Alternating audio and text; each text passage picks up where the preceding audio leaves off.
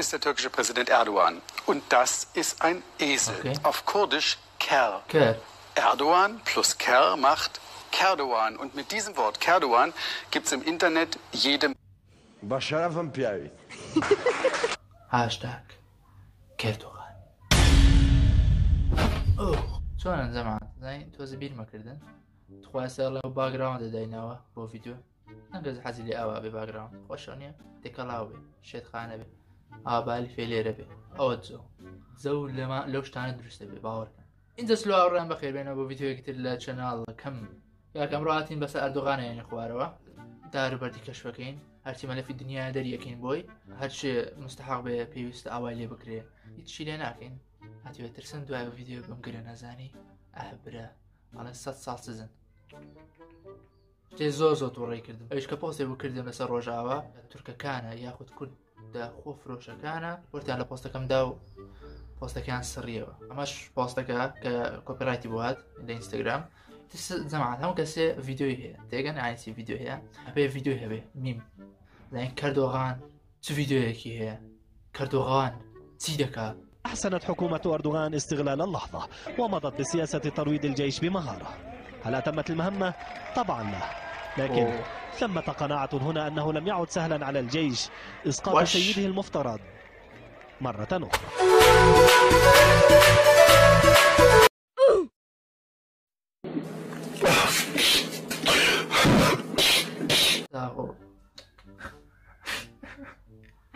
زەمات کردتان زەمات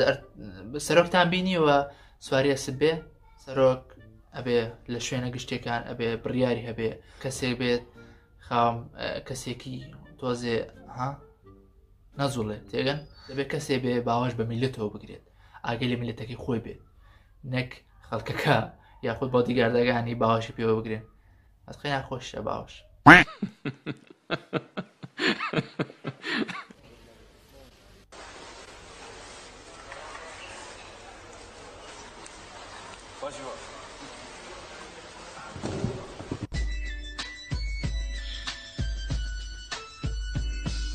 Oh! Why you bullying me? دو فيديو لسيك أردوغان هالكوت قيناك راهاتوا أردوغان بكوتن راهاتوا خوي لقى وضعك ردي بالله راهاتوا reddi, inkarı, asimilasyonu kaldırdık. Diller, fikirler, klavyeler, türküler, şarkılar. لايكلر، كومنتلر، شيللر. والله جماعة هزكم كردوغان گۆشتی قازی خواردو. دەنگی زۆر خۆش بۆ جەماعەت هانجێ بگرێن لەو دەنگ. باوەڕکەن حەقا ئەمە لە ئەو بە لە عەرب ئایدل بە. هەتیو عەرب ئایدل پەیوەندی بە تورکەوە هەیە. واش وچێ کاکە وچی منە قوبول ناکەم ئەوشتا بۆ دەست درێژەکەنە سەر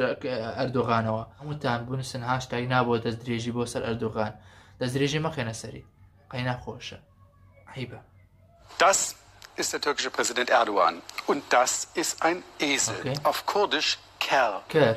Erdogan plus Ker macht Kerdoğan. Und mit diesem Wort Kerdoğan gibt es im Internet jede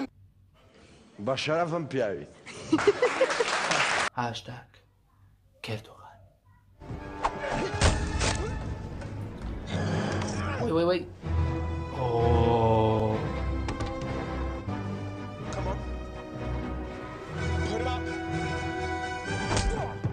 والله قشماری کرد.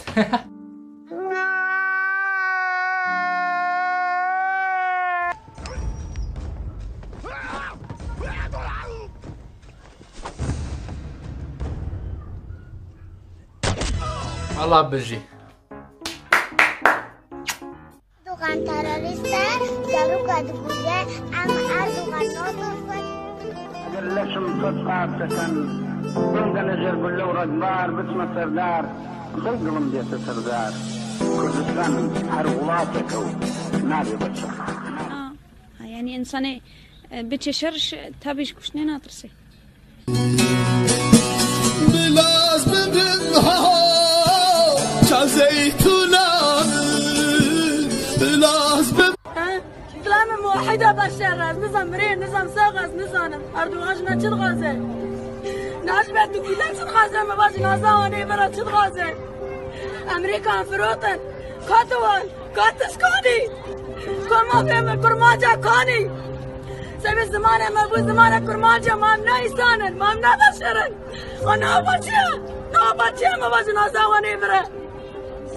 سكبري خود كداك ما سكارم أما كره كومانا خودی بکشم شکر نازم نکس کتانه مانس که کدارم اردوغان بچن غازه کی کافره برماز کافره لاردوغان کافره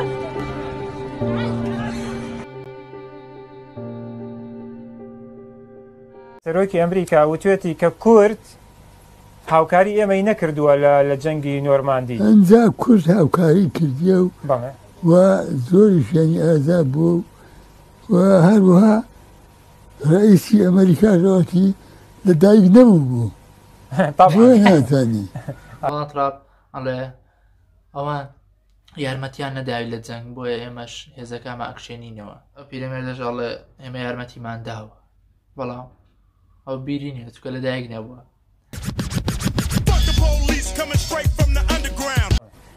ئەوە لە بینی خۆمان بی ئەو کابرا تەواو نییە جەماعەت ئەو قسەی لە بینی خۆمامی باشە بە کەس مەڵێ کابرایە تەواو نییە باشە لە بینی خۆماوی بە کەس نەڵێن باش جەماعەت ئەگە ئێوە نەشتانتوانی بە شەڕ یاخود بە ڕووی مادی معنەوی نەتوان هاوکار بن ئەتوانن بە کۆمنووسینێک هاوکار بن ئەتوانن بە هاشتاگ هاوکار بن ئەتوانن بە قسەکانتان هاوکار بن ئەتوانن بە پێنووسەکانتان هاوکار بن ئەتوانن بە گۆرانەکانتان هاوکار بن ئەتوانن بە شعرەکانتان هاوکار بن ئەتوانن بە ڤیدیۆ بەرنامەکانتان هاوکار بن کەناڵەکان ئەتوان هاوکار بن پیجەکان دەتوان هاوکار بن بۆی بتوانین ئەم ناخۆشیکە بەسەر ڕۆژئاوا هاتووە بگەینە هەموو جیهان و هەموو جیهان ئاگادار بێت ئەمە شتێکی کەم نییە ئێمە ئەیکەین پێویستە زیاتر هەوڵدەین لەوانەیە ڕۆژئاوا هیچ پەیوەندی بە ئێمەوە نەبێت بەڵام بەشێکە لە ئێمە لەوانەیە بپرسن ئێمە دەبێت چی بکەین داوەکو بە چ شێوێک هاوکار بین لەگەڵێ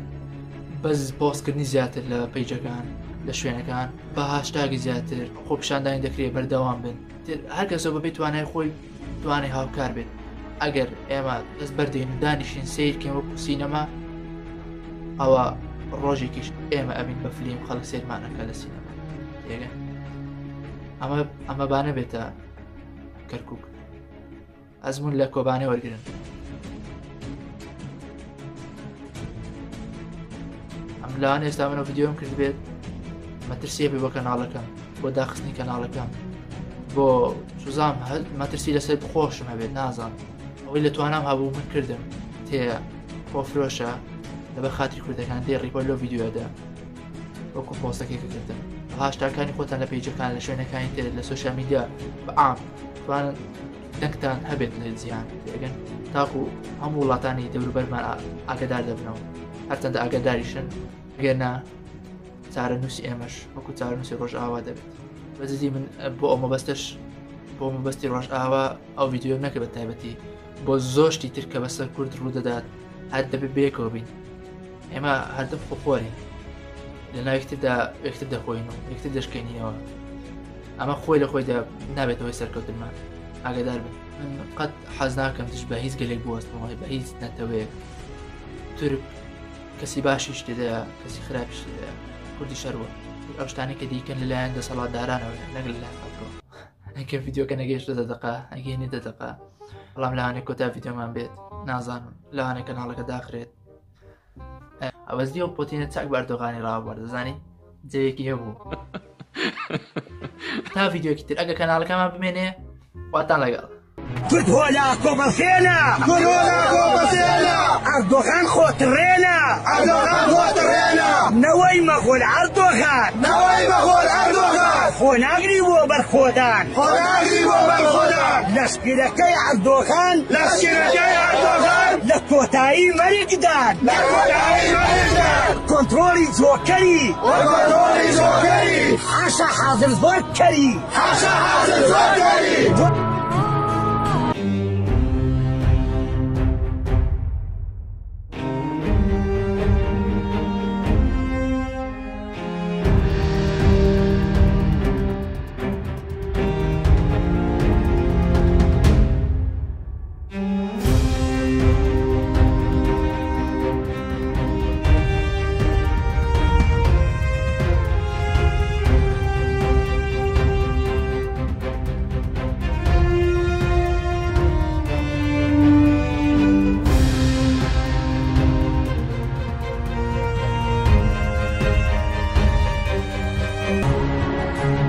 تۆیلەی ئەمریکای یا سڵکاخۆری رووسیای